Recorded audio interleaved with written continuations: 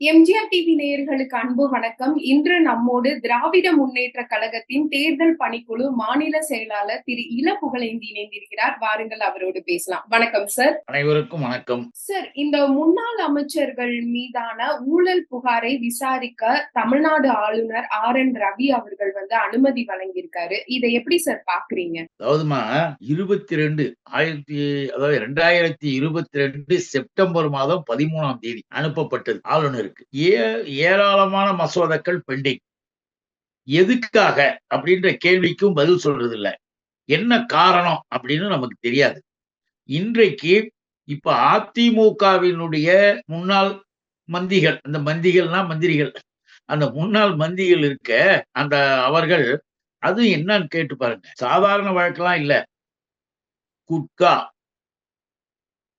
போன்ற போதைப் பொருட்கள், ஹெராயின் அப்படின்னு போன்ற கஞ்சா போன்ற போதைப் பொருட்களை ஒரு இடத்துல பதுக்கி வைத்து அதற்கு வட மாநிலங்கள்ல இருந்து வரக்கூடிய வியாபார தளம் மாதிரி வச்சு அங்க கமிஷன் பேசிஸ்ல 2 அமைச்சர்கள் விஜயபாஸ்கரும் ரமணாவும் இத பண்ணி மாட்டினாங்க. நல்லா யோசிச்சு பாருங்க. இது எவ்வளவு முக்கியமான விஷயம். சமூகத்திற்கே கேடு விளைவிக்கக்கூடிய வேலை இது. அவன் சொத்து குவிப்பு வழக்கு, அவன் ஊழல் செஞ்ச வழக்குன்றது இல்ல. இது மிகப்பெரிய சமுதாய கேடு, தீங்கு இல்லையா? இது சம்பந்தமாக அவன் ஒரு மந்திரிகளா இருந்ததுனால நம்முடைய வழக்கு அரசு மூலமாக உயர் நீதிமன்றத்திலே பர்மிஷன் கேட்கும்போது சிபிஐ என்கொயரிக்கு அவங்க கொடுக்குறாங்க. சிபிஐ விசாரிக்கலாம். சிபிஐ என்கொயரிக்கு அனுப்புறதுக்காக நம்முடைய அரசு இந்த ஆளுநர்கிட்ட கொடுக்குது, இந்த கவர்னர்கிட்ட. அதை போட்டு அது மேல ஏறி உட்காந்துக்கிறாரு. இப்ப மற்றதெல்லாம் பல்கலைக்கழகங்கள் சம்பந்தப்பட்டது, இன்னும் பல்வேறு சட்டத்திட்டங்கள் சம்பந்தப்பட்டது, மக்கள் நலனுக்கு, இளைஞர்கள் மாணவர்களுடைய வருங்கால நலனுக்காக அதெல்லாம் செய்யறது. அதை நிறுத்தி வேடிக்கை பார்த்தா அதுல அரசியல். என்ன அரசியல்னா, இதையெல்லாம் எங்களுடைய தலைவர் முதலமைச்சர் அண்ணன் தளபதி அவர்கள் செய்ய செய்ய மக்கள்கிட்ட இன்னும் நல்ல பேர் வரும், நல்ல பேர் வர விடக்கூடாதுன்னு அதை நிறுத்தி வைக்கிறது. அதை நிறுத்தி வைக்கிறது யாருன்னு கேட்டீங்கன்னா RSS உடைய உத்தரவுப்படிதான் இங்க இருக்கிற ரவி. அதனால்தான் RSS ரவின்னு சொல்லலாம். இந்த RSS ரவி அப்படியே எடுத்து போட்டு உட்கார்ந்த இந்த RSS ரவிய நான் இன்னும் கூட குறிப்பிட விரும்புறேன். இந்த வழக்குகளோட இன்னொன்னு நினைச்சு பாருங்க. உனக்கும் இப்ப சங்கரையாவை பத்தி உனக்கு என்ன தெரியும்? அவர் இந்தியாவே போற்றிய ஒரு மாபெரும் தலைவர். எல்லா வகையிலேயும் எல்லா மக்களும் அவரை பாராட்டுவாங்க. 9 ஆண்டுகள் சிறையில இருந்தவர், விடுதலை போராளியாக இருந்தவர், பொது உடைமை தத்துவங்களுடைய தலகர்த்தராக தளபதியாக வாழ்ந்தவர். அவரு 102 வயதாவது.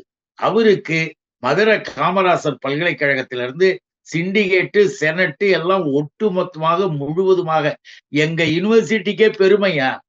அவருக்கு கொடுக்கறது டாக்டர் பட்டம் எங்க யூனிவர்சிட்டிக்கு பெருமைன்னு நிறைவேற்றி அனுப்புனா அதை தூக்கி போட்டு உக்காந்துக்கிட்டேன். அதுக்கு என்ன காரணம் தெரியுதா உங்களுக்கு?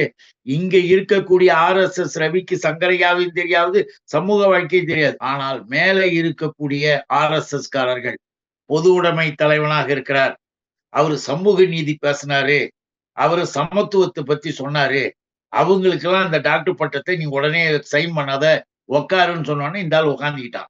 ஆக RSS சட்டங்கள் தான் ஆளுநரை இயக்குகிறது. அதுக்காக சொன்னேன்.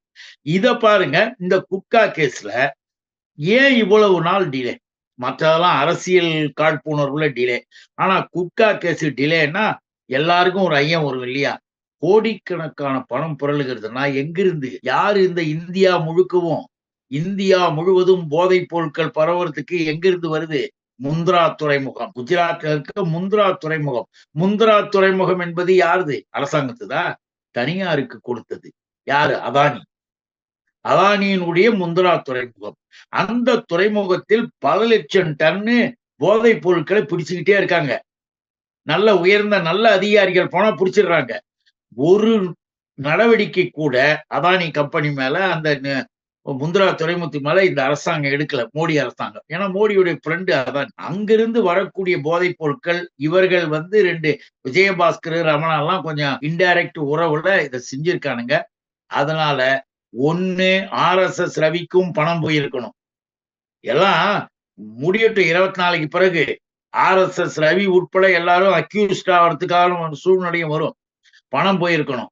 இல்ல மேல இருந்து அவங்க நிறுத்துன்னு சொல்லிட்டு அவங்களுடைய கனெக்ஷன்ஸ்ல இத வேலை பார்த்திருக்கணும். ஆக போதைப் பொருட்கள் சம்பந்தப்பட்ட வழக்கை இந்த ஆளுநர் நிறுத்தி வைத்ததற்கு உரிய காரணம் இல்ல.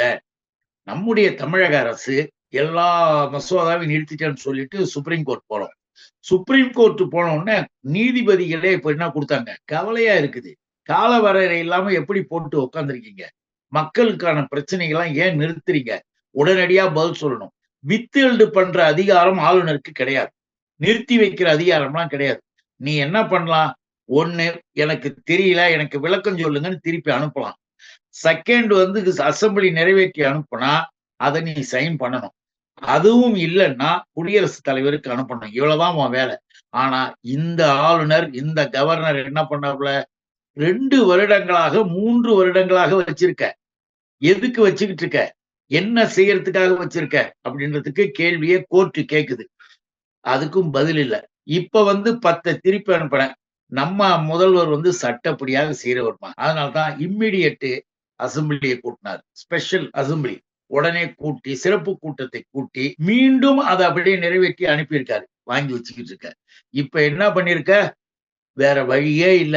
சுப்ரீம் கோர்ட் மறுபடியும் கேள்விகள் 20ஆம் தேதி ஹியரிங் இன்னைக்கு மார்னிங் ஹியரிங்லயே விவாதத்திலே எல்லாம் சொல்லிட்டாங்க.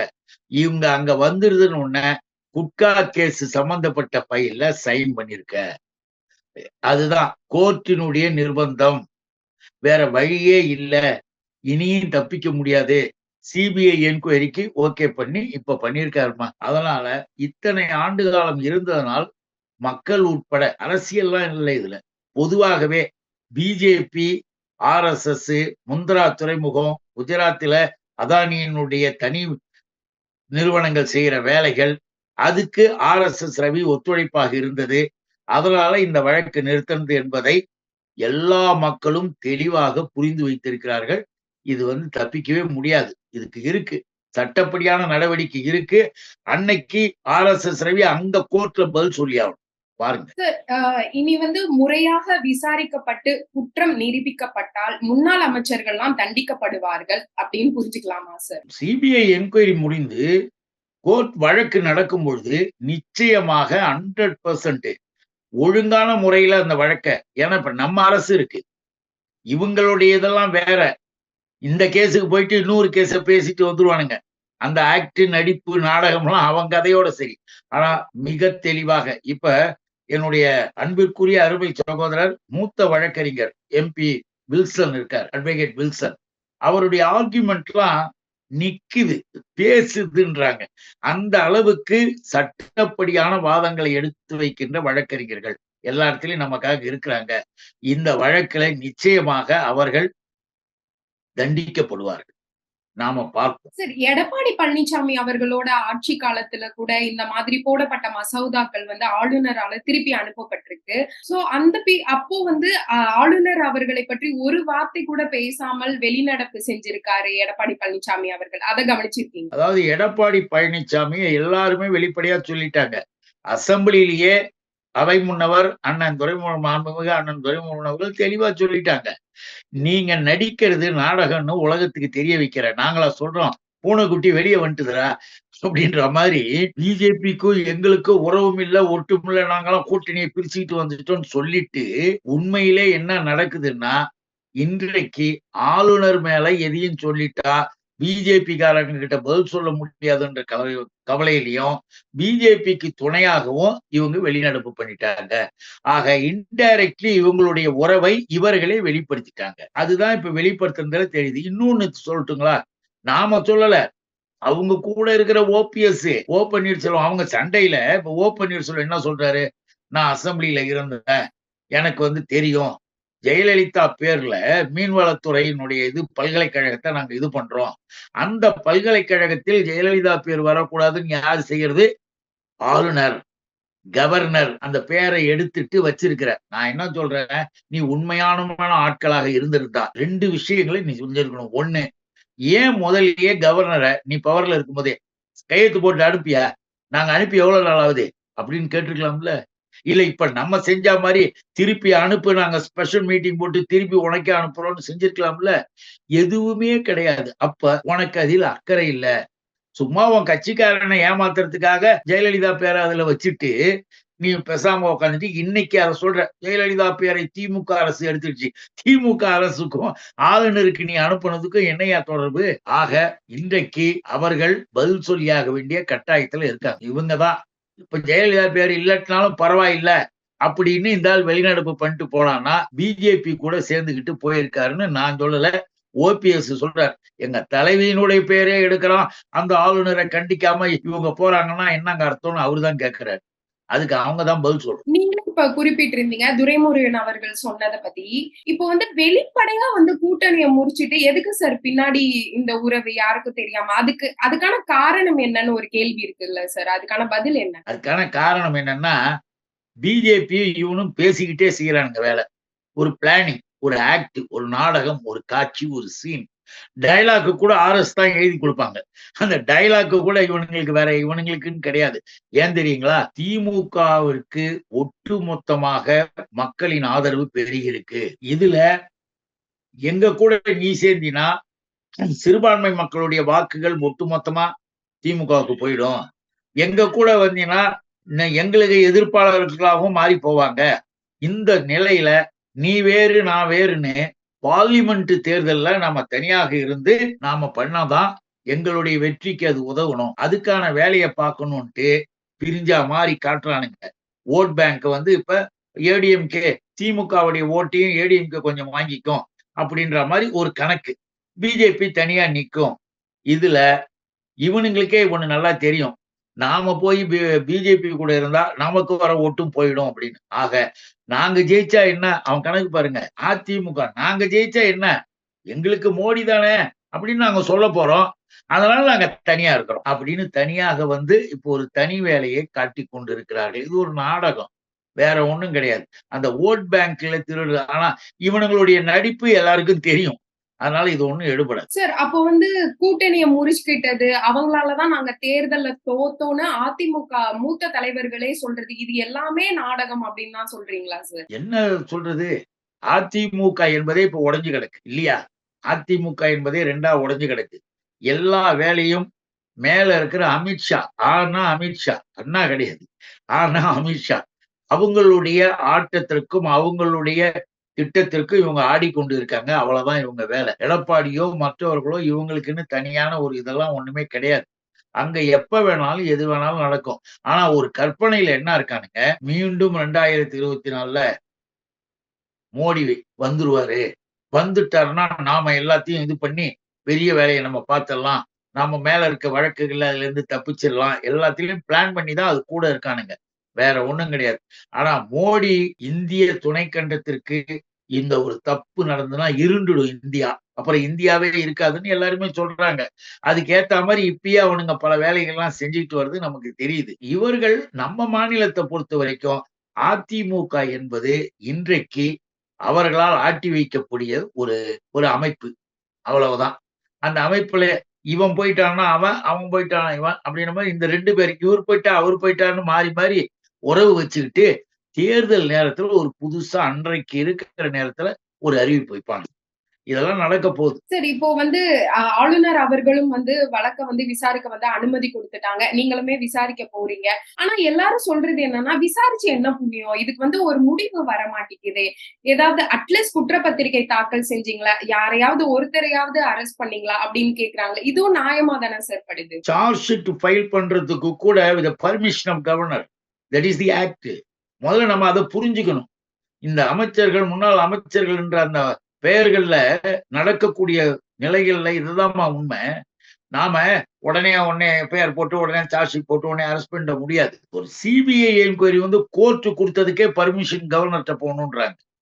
இப்படி லீகலா சில அங்க நார்ம்ஸ் இருக்கிறதுனால நமக்கு தடுக்குது. இப்போ அது வந்து கிளியர் ஆகி வந்துடுச்சுன்னா இம்மிடியேட் ஆக்ஷன் எடுக்கப்படும். அது வந்து உடனடியா அடுத்த கட்டத்துல நடக்கத்தான் போகுது. நம்ம பார்க்க தான் போறோம். இப்ப என்கொயரி நடக்கும். அதுக்கப்புறம் எஃப்ஐஆர் போடுறது, சார்ஜ் ஷீட்லாம் ஃபைல் பண்ணாதாம்மா அரெஸ்ட் பண்ண முடியும் லீகலா. ஆக நம்ம வெளியில இருந்து பார்க்கறதுக்கு தெரியாது. ஏங்க அவங்களெல்லாம் விட்டு வச்சிருக்காங்கன்னு. அவங்களெல்லாம் விட்டு வச்சிருக்காங்கன்னு இல்ல. நம்மளுடைய கைகள் கட்டப்பட்டு இருக்குது தான். இவனுங்க விதவிதமா கோர்ட் பக்கம் போய் விதவிதமான வேலையெல்லாம் செஞ்சு வச்சிருக்கானுங்க. ஆனால் இப்ப எல்லாமே கரெக்ட் பண்ணிட்டு வருது. இப்பதான் சரியாகிட்டு வருது. அது சுப்ரீம் கோர்ட்ல நம்ம வழக்கு போட்டதுனால இப்ப வந்து கிளியர் ஆகிட்டு வருது. சரி, இப்போ கொடநாடு வழக்கு கூட இருக்கு. அதிமுக முன்னாள் அமைச்சர்கள் மீதான குற்றங்களை வந்து நிரூபிப்பதில் எதுவும் சிரமம் இருக்கா சார்? இல்ல அது வந்து சரியான ஆதாரங்கள் இல்லையோ? திமுக அரசு திணறுதா சார் இந்த இடத்துல? அதாவது ஆதாரங்கள் இருக்குதா இல்லையா அப்படின்றதெல்லாம் it is under the enquiry. அதெல்லாம் விசாரணையில இருக்கு. இருக்கும்பொழுது சிலவற்றை எடுத்திருந்தோம்னா, இப்போ கோர்ட்ல வந்து ட்ரையல் ஆரம்பிச்சாதான். நீங்க சொல்றது எவிடன்ஸ் போட்டு எவிடன்ஸ்ல டாக்குமெண்ட் எவிடன்ஸ் இருக்கு. பர்சனல் எவிடன்ஸ் இருக்கு இல்லையா? இப்ப பிடபிள்யூ-1 வந்து ஹூ இஸ் தி பிடபிள்யூ-1 இதெல்லாம் கொஸ்டின் இருக்கு. இது மாரி ப்ராசிக்யூஷன் தரப்புல நம்ம போடக்கூடிய சாட்சிகள், அந்த சாட்சிகளினுடைய அந்த வழக்குல இருக்கிற உறுதிப்பாட்டு நிலையில தான் கன்விக்ஷன்லாம் இருக்கு. நாம இப்ப நடுவுல இவர்கள் பண்ண கூத்துல எவ்வளவோ மாறிலாம் போச்சு. மறுபடியும் அத கரெக்ட் பண்ண வேண்டிய கட்டாயத்துல இருந்து இப்ப எல்லாம் கரெக்ட் பண்ணி வந்துகிட்டு இருக்கு. நீங்க வேணா பாருங்க. ம். நாம வழக்குகள் நீதிமன்றத்துலன்னும்போது, எப்ப பிஜேபி என்பது மேல ஒழியுதோ, எப்ப இறங்கி இந்த பாசிஸ்டுகள் வந்து நாட்டுல வந்து கீழ போய் தோல்வி அடைஞ்சு வீட்டுக்கு போறானுங்களோ, அப்பதான் சட்டமே சரியா இருக்கும். அந்த சட்டம் வந்து எல்லா இடத்திலயுமே வந்து அவர்களால் கையாளப்படுது. இப்போதைக்கு இருக்கிற ஜட்ஜஸ்ல உண்மையான, நேர்மையான, சரியான ஜட்ஜஸ் அதானி வழக்கு, இந்த இவங்க வழக்கெல்லாம் இருக்குல்ல, அந்த மாரி வழக்குகள்ல சொல்லி சில பேர் மாட்டி என்னென்ன ஆனாங்கன்னு நமக்கே தெரியும். அமித்ஷா கேஸ்ல ஒரு ஜட்ஜியினுடைய நிலைமை என்னாச்சுன்னு நமக்கே தெரியும். ஆக இந்த நிலையில நம்ம தலைமை நீதிபதி சந்திரசூட் இருக்கார், நீதியரசர். மிக தெளிவாக சுப்ரீம் கோர்ட்ல இருந்து உத்தரவுகள், ஆர்டர்ஸ் போடுறாரு. கோர்ட் போடுற ஆர்டரையே இவனுங்க சரியாக ஃபாலோ பண்றது இல்ல, பின்பற்றது இல்ல. அதையும் வந்து அப்படியே இழுத்துக்கிட்டு அதுக்கு ஒரு காரணம் சொல்லிக்கிட்டு இருக்கானுங்க. இப்படி சட்டத்திற்கு, நீதிக்கு இணங்காத ஆட்சி வந்து ஒன்றியத்துல இருக்கு, யூனியன்ல. அதனுடைய ஏஜென்ட்டுகள் மாரி, முகவர்கள் மாரி தமிழ்நாட்டுல இந்த அதிமுகவினர் இருந்துகிட்டு இருக்காங்க. இப்படி சில பாதுகாப்புகளின் காரணமாக மாறி மாறி போதுமா? ஆனா ஒண்ணு உண்மை. எல்லாத்திற்கும் ஒரு முடிவு இருக்கு. நிச்சயமாக அந்த தப்ப செஞ்ச அவங்களுக்கு தண்டனை இருக்கு. அதற்கான கட்டம் வந்துகிட்டு இருக்கு. இப்ப ஏன்னா ஆரம்பிச்சிருச்சு. இப்பதானே குட்கா வழக்கே இப்பதானே என்கொயரிக்கு வந்து கையெழுத்து போட்டு வருது கவர்னர்ட்ட இருந்து. என்ன பண்றது? எங்களுடன் இணைந்து உங்கள் கருத்துக்களை பகிர்ந்ததற்கு நன்றி சார். வணக்கம்மா. நன்றி.